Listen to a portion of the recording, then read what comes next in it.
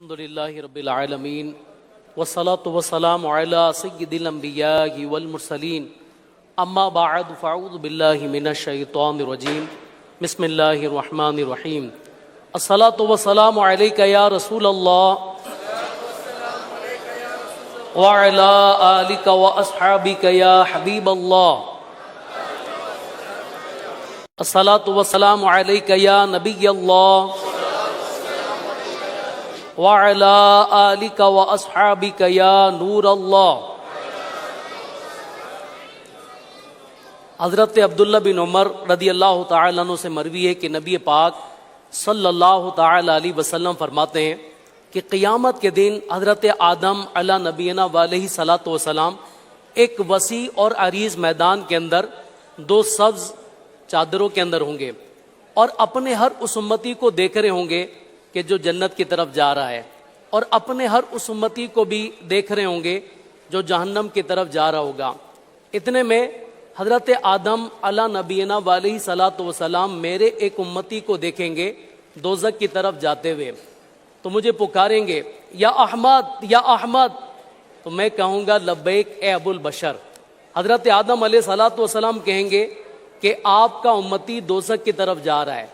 نبی پاک صلی اللہ تعالی علیہ وسلم فرماتے ہیں کہ میں جلدی جلدی تیز تیز قدموں سے فرشتوں کے پیچھے جاؤں گا اور کہوں گا فرشتوں ٹھہرو ٹھہرو۔ فرشتے کہیں گے کہ ہم اللہ پاک کا حکم مانتے ہیں اور ہم مقرر کردہ فرشتے ہیں، جو اللہ کی طرف سے حکم ہوتا ہے وہی کرتے ہیں، اس کے علاوہ کوئی اور کام نہیں کرتے۔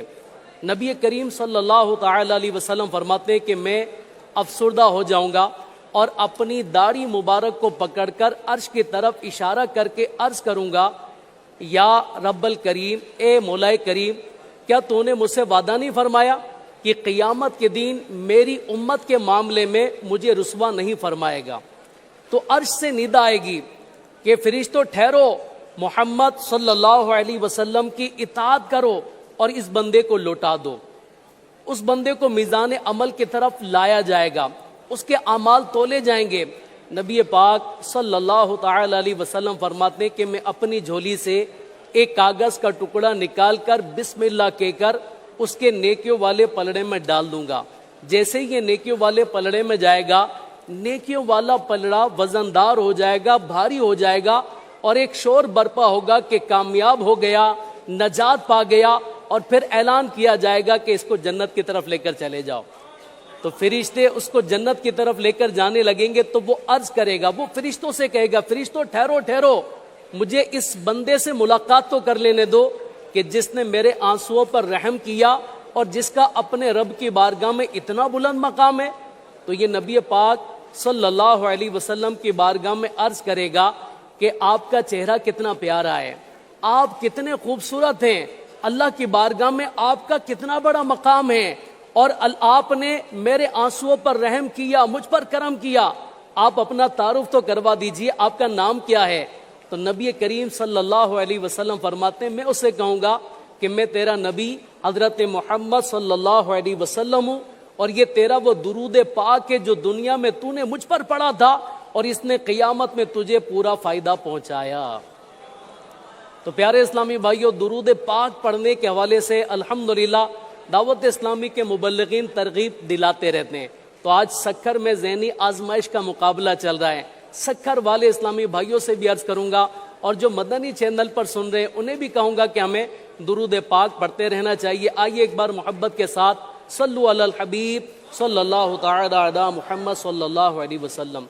منقول ہے کہ اللہ پاک کے پیارے نبی حضرت سیدنا سلیمان علی نبینا علیہ صلاۃ وسلام کہ ایک امتی کے گھر میں درخت تھا، ایک کبوتری نے اس درخت کے اوپر گھونسلہ بنا لیا اور اس میں انڈے دیے، اور کچھ عرصے کے بعد انڈوں سے بچے نکل آئے۔ تو اس شخص کی بچوں کی امی نے کہا کہ درخت پر چڑھو اور بچوں کو پکڑ کر لے کر آ جاؤ اور ہم اسے کاٹ کر کھا لیتے ہیں۔ وہ درخت پر گیا اور بچوں کو گھونسلے سے نکالا، نیچے لے کر آیا، کاٹ کر کھا لیے۔ کبوتری نے حضرت سلیمان علیہ نبینا علیہ صلاۃ والسلام کی بارگاہ میں شکایت کی کہ آپ کے امتی نے ایسا ایسا کیا ہے۔ حضرت سلیمان علیہ صلاۃ والسلام نے بلایا اور آئندہ ایسا کرنے سے روکا، اور یہ بھی فرمایا کہ آئندہ ایسا کیا تو سزا ملے گی۔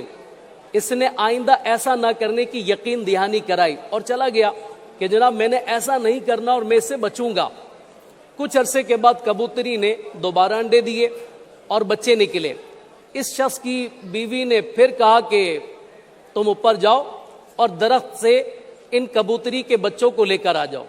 تو اس نے کہا کہ اب کی بار میں نے نہیں جانا ہے، کیونکہ مجھے حضرت سلیمان علیہ السلام نے منع فرمایا ہے۔ عورت نے کہا کہ تم کیا سمجھتے ہو، حضرت سلیمان علیہ السلام تمہارے اور اس کبوتری کے لیے فارغ بیٹھے ہوں گے؟ آپ کی پوری دنیا پر حکومت ہے، وہ اپنی مملکت کے معاملات میں مصروف ہوں گے، جلدی کرو اور کبوتری کے بچوں کو لے کر آ جاؤ۔ بیوی کا جواب سن کر وہ درخت پر چڑھا اور کبوتری کے بچوں کو پکڑا اور لایا اور پکا کر کھا گیا۔ کبوتری نے دوبارہ حضرت سیدنا سلیمان علی نبینا علیہ صلاۃ والسلام کی بارگاہ میں شکایت کی۔ آپ کو بڑا جلال آیا، مشرق اور مغرب کے کناروں سے 2 جنات کو بلا کر فرمایا کہ تم فلا جگہ پر جا کر درخت کے پاس کھڑے ہو جاؤ، اور جب یہ شخص اوپر چڑھنے لگے تو ایک جن اس کی ٹانگ پکڑ کر مشرق کی طرف اور دوسرا جن اس کی ٹانگ پکڑ کر مغرب کی طرف کھینچ دے، تاکہ اس نافرمان کے 2 ٹکڑے ہو جائیں۔ حکم پاتے ہی جن مطلوبہ درخت کے پاس پہنچ گئے۔ وہ تیسری مرتبہ درخت پر چڑھنے کے لیے تیاری ہوا تھا کہ کسی فقیر نے روٹی مانگی۔ اس نے اپنی بیوی سے پوچھا کہ تیرے پاس کچھ دینے کے لیے ہے؟ عورت نے کہا کہ میرے پاس اس کو دینے کے لیے کچھ نہیں ہے۔ وہ شخص خود کمرے میں گیا اور کمرے میں جا کر اس نے کچھ کھانے کی چیز ٹٹولنے لگا، تلاش کرنے لگا، اسے کچھ نہ ملا۔ بالآخر ڈھونڈتے ڈھونڈتے ایک لقمہ مل گیا، ایک روٹی کا ٹکڑا مل گیا، اور اس نے سائل کو دے دیا، اور یہ درخت پر چڑھا، کبوتری کے بچوں کو پکڑا، نیچے آیا، کٹا پکا کر کھا لیا۔ پھر دوبارہ تیسری مرتبہ سلیمان علیہ السلام کی بارگاہ میں کبوتری چلی گئی اور کہنے لگی کہ آپ کے امتی نے پھر ایسا کیا ہے۔ آپ کو بڑا جلال آیا اور آپ نے ان دونوں جنات کو اپنے پاس بلایا اور فرمایا کہ جب تمہیں میں نے حکم دیا تھا تو تم نے میری بات کیوں نہیں مانی؟ وہ کہنے لگے کہ بات یہ ہے کہ ہم تو پہلے سے جا کر کھڑے ہو گئے تھے۔ اس نے ایک فقیر کو روٹی کا ٹکڑا دیا، سائل کو خیرات دی، لقمہ دے دیا، روٹی کا ٹکڑا دے دیا۔ اللہ تبارک و تعالیٰ نے 2 فرشتے ہماری طرف بھیجے، انہوں نے ہمیں گردن سے پکڑ کر اس طرف سے مشرق اور مغرب کی طرف پھینک دیا۔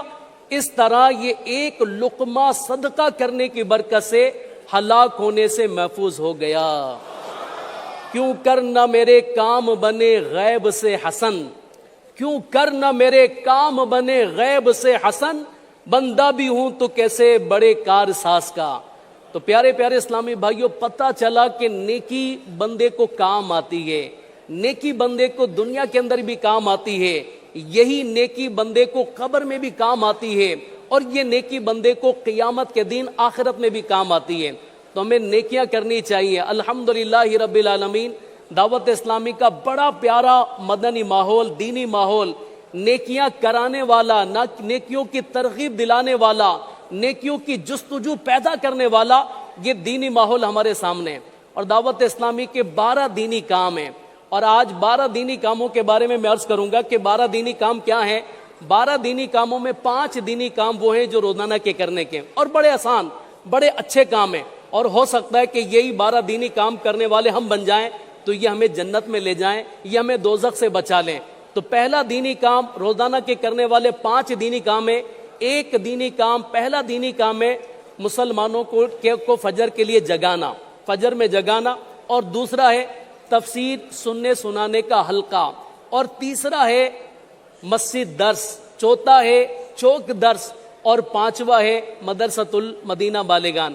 اے سکر والے اسلامی بھائیوں، آپ سے بھی عرض کروں گا، اور مدنی چینل کے ناظرین میں آپ سے بھی عرض کروں گا کہ یہ 5 دینی کام جو روزانہ کے کرنے کے ہیں، اگر ہم اس کی عادت بنا لیں تو انشاءاللہ ہمیں دنیا کے اندر بھی اس کے فوائد حاصل ہوں گے اور مرنے کے بعد بھی اس کے فوائد حاصل ہوں گے۔ 5 دینی کام وہ ہیں جو ہفتے میں کرنے کے۔ پہلا دینی کام ہے ہفتہ وار اجتماع، جو سکر میں الحمدللہ فیضان مدینہ میں عشاء کی نماز کے بعد ہوتا ہے. تو سکر والے اسلامی بھائیوں کو کہوں گا کہ آپ بھی اس ہفتہ وار اجتماع میں لازمی شرکت کریں, اور جو دنیا بھر میں جہاں بھی رہتے ہیں, آپ کے علاقے میں, محلے میں, جہاں پر بھی دعوت اسلامی ہوتا ہے وہاں پر ضرور اس دینی کام پر عمل کیجئے. دوسرا دینی کام ہے یوم تعطیل اعتکاف, اور تیسرا دینی کام بڑا پیارا ہے, وہ کام ہے مدنی مذاکرہ, جس میں امیر اہل سنت کی زیارت بھی ہوتی ہے اور مدنی پھول بھی ملتے ہیں. چوتھا دینی کام ہے رسالہ مطالعہ, جو ہفتے والے دن امیر اہل سنت کی بارگاہ سے ہمیں ایک رسالہ پڑھنے کے لیے دیا جاتا ہے.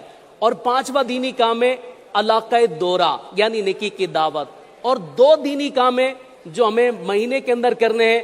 پہلا دینی کام ہے مدنی قافلہ, اور مدنی قافلوں کی آج بات بھی ہوئی ہے, اور مدنی قافلے والے بڑے پیارے لگتے ہیں ماشاءاللہ, اور مدنی قافلے میں بہت کچھ سیکھنے کو ملتا ہے.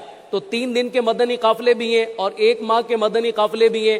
سکر والے بھی اگر کوشش کریں, جیسے حیدرآباد میں اعلان ہوا کہ ہم نے 1 ماہ کے مدنی قافلوں کی ٹرین نکالنی ہے, اور سکر والے بھی کوشش کریں کہ ہم بھی 1 ماہ کے مدنی قافلوں کے مسافر بن جائیں, اور سکر سے 1 ماہ کے مدنی قافلے کی ٹرین یہاں سے چلائی جائے.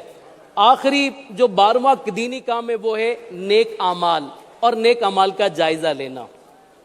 تو اللہ تبارک و تعالی ہمیں دینی کام کرنے کی توفیق عطا فرمائے, اور ان دینی کاموں پر دوسرے اسلامی بھائیوں کو بھی ہمیں تیار کرنے کی بھی توفیق عطا فرمائے. ماشاءاللہ ماشاءاللہ 12 تحفے دیے ہیں آج ہمارے نگران نے ہمیں. تو نیت کر لیں انشاءاللہ دعوت اسلامی کے یہ 12 دینی کام کریں گے انشاءاللہ, اس میں حصہ بھی ملائیں گے انشاءاللہ. خوش نصیب ہوتے ہیں جن سے یہ کام ہو جاتے ہیں. اللہ پاک اپنے نیک بندوں سے, اپنے پسندیدہ بندوں سے یہ کام لیتا ہے. دعوت اسلامی کا مدنی ماحول ہے جو ہمیں یہ کرنے کا موقع دیتا ہے. تو میں امید رکھتا ہوں کہ آپ سب اس پر بھرپور کوشش کریں گے, دنیا بھر کے ناظرین بھی کوشش کریں گے. ہم ایاز بھائی کا بہت شکریہ ادا کریں گے. ماشاءاللہ بڑا شاندار آج سکھر میں انتظام ہے, جیم پیک ہے یہ جو ہال ہے, پہلا فلور بھی دوسرا فلور بھی, نیچے بھی مجھے بتایا جا رہا ہے کہ بڑی تعداد میں اسلامی بھائی ہیں. میرے